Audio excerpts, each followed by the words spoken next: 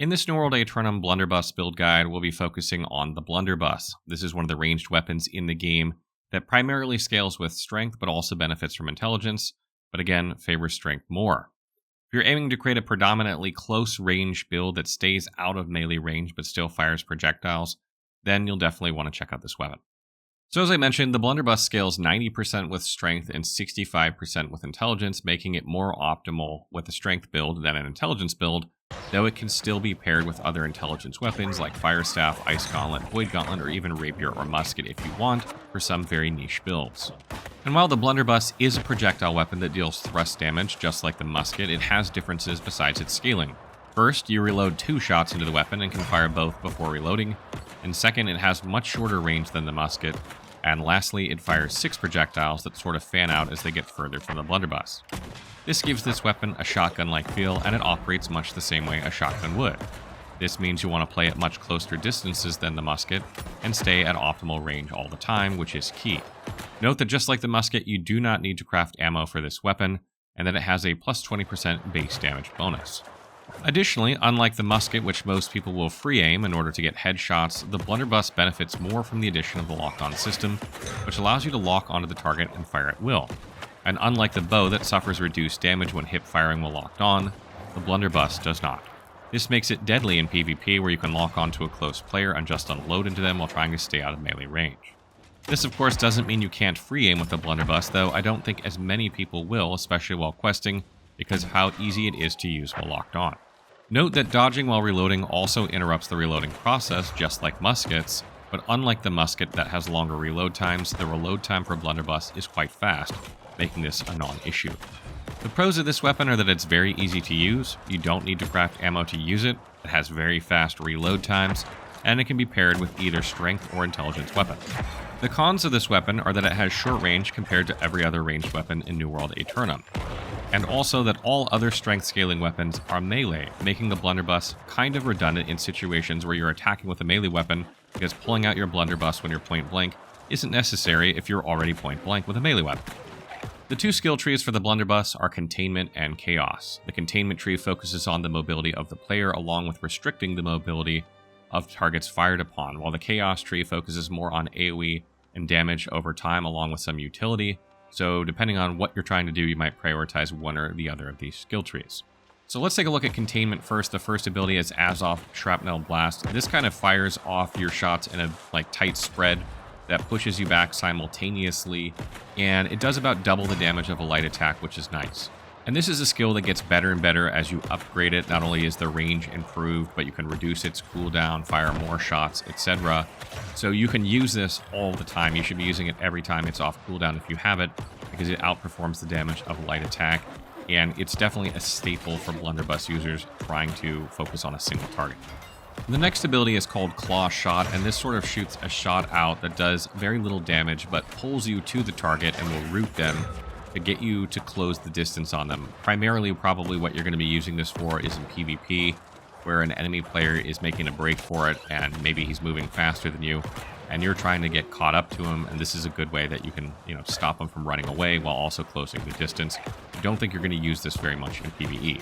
Upgrading the skill recovers stamina, which is also great for PvP, helps to reduce your cooldowns in general, and also reloads an extra round into your Blunderbuss so that when you arrive at your target, you can fire one more time before having to reload, which is, again, very nice in a PvP situation. The next ability is called Net Shot, and this fires out a net that hits your target or targets and slows them down, and as you upgrade this, the cooldown is reduced if you hit targets. It also improves the slow of it, and the final upgrade will actually reduce the initial damage of it, but will cause a bleed damage over time.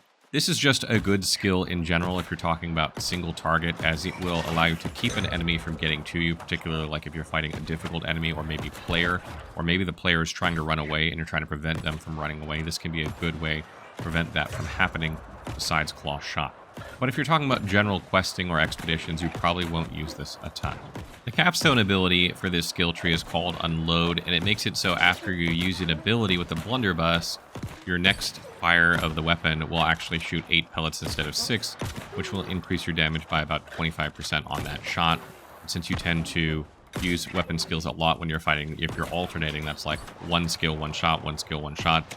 you're going to get, you know, over the course of like all 3 of your skills, you'll basically have 75% increased damage on your rotation, which is pretty nice. I think it's more reliable than the other capstone, and it's probably the one that I would run with most of the time, but the other one does have its uses as well. Okay, moving on to the Chaos skill tree. The first skill there is called Splitting Grenade, and what this does is it fires out a grenade that splits and then detonates for damage. The great thing about this skill is that it gives the blunderbuss a bit more AoE. It can be difficult to use because if you hit a target directly, it can bounce off of them, and does have a little bit of delay to them. So if like a target's charging you, it might be difficult to land on them, but you can lead fights with it. Or if targets are like on your tank or grouped around them, it can be nice. And it gives you a little bit more range with the blunderbuss than a regular shot would. So trying to hit something from a bit further away than you would normally with a blunderbuss, it can be a great option. And upgrades with this skill increase its damage against healthy targets. It gives you haste for a little bit if you hit something, which is nice. That can increase your movement speed if you're trying to catch somebody. Fire a grenade up ahead and then run faster for a bit if you hit them. And then also does the burning status effect, which is nice. That means if you like clip somebody, they're going to take damage over time, or some targets. And the next skill is Mortar Charge. This actually like loads your blunderbuss up with mortar shots that kind of are like exploding rounds that have, again, much longer distance than regular blunderbuss shots. So if you want a bit more flexibility in terms of range, this can be a good option. It also has increased damage against targets that are over 10 meters away, so it's definitely intended to be used from longer range than the blunderbuss normally would be. Additionally, when you upgrade it, you get stamina back for each hit. You gain haste for a little bit, again, improving your movement speed, which can be good for catching players or getting away even. And also you can load another canister into it so you can fire 4 rounds before ending the ability effectively. And the next ability is called Blast Shot, and it doesn't do that much damage, but it knocks down everything in front of you and has grip, so it can't be interrupted. And this is really more of a utility skill that you might use when there's like a lot of enemies grouped up in a dungeon, or maybe when you pull a lot of enemies while questing. Maybe even if you're in like small scale or single player PvP where you want to knock down your target so they, you know, can't attack you for a second, or targets.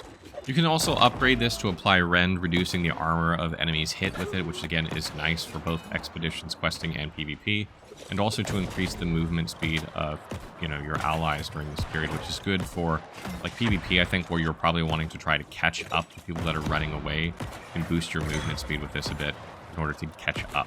The capstone for this tree is called Double Down, and effectively what it does is every 30 seconds, one of your abilities is going to have 50% cooldown. This is a really long cooldown for this ability, so it's not one that I would recommend all the time. It's definitely useful, though, especially maybe in PvP, where, you know, you're fighting up like small scale, where you're maybe like fighting one player every couple of minutes or something, or every 5 minutes. If you're out looking for one player, you're going to be able to use your abilities a little bit faster. That could be really nice in that scenario. Talking a little bit more about weapon pairings to pair with the blunderbuss, because it has such good strength scaling, I think naturally you might lean towards a strength-based weapon. And if you're selecting a strength-based weapon to pair it with, I would look for something that has AoE at close range. The blunderbuss doesn't have bad AoE at longer ranges, but it can be hard to use if you're not familiar with the blunderbuss and it's not as reliable. And if enemies get close to you, like a lot of enemies or players, you might want to have something that has AoE, like a greatsword or great axe, are both good melee options that have good AoE if enemies get close. And then on the intelligence side, you're probably going to pick a ranged weapon. You could pair it with a rapier that also has scaling with intelligence, but it's also not as good.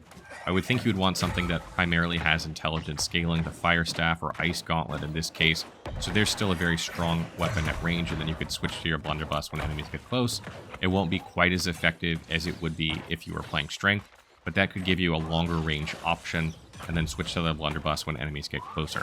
And talking a little bit about what armor to use when playing blunderbuss, I think light or medium is the best way to go, and that's because the strategy with blunderbuss should be to stay just outside of melee range, where you're still within the range of the blunderbuss, but you're not getting hit by melee strikes, and each shot doing as much damage as possible by wearing light armor is going to make that possible. And also your dodge roll when wearing light armor creates even more separation than the dodge you have when wearing medium armor, allowing you to get away from enemies if they do get too close to you. You can still use medium, though, if you want a bit more protection. You won't dodge quite as far, and you won't have the damage bonus of light armor. But the trade-off is there that you are obviously going to take less damage when you get hit, so that can be nice as well. So that wraps up our blunderbuss build guide. I hope you guys enjoyed this one. This is a very fun weapon to play. It's very easy to use, particularly with the lock-on. You just lock onto something and fire, and it usually dies in a few shots. It's really, really nice. And it can be deadly in PvP for the same reason. You know, players can be trying really hard to kill you. You can just keep backing away and unloading into them without having really to aim, and that can be particularly deadly. So you guys going to be playing Blunderbuss at the launch of New World Aeternum? Are you going to be using other weapon? What are you going to be pairing your Blunderbuss with? Let me know in the comments below.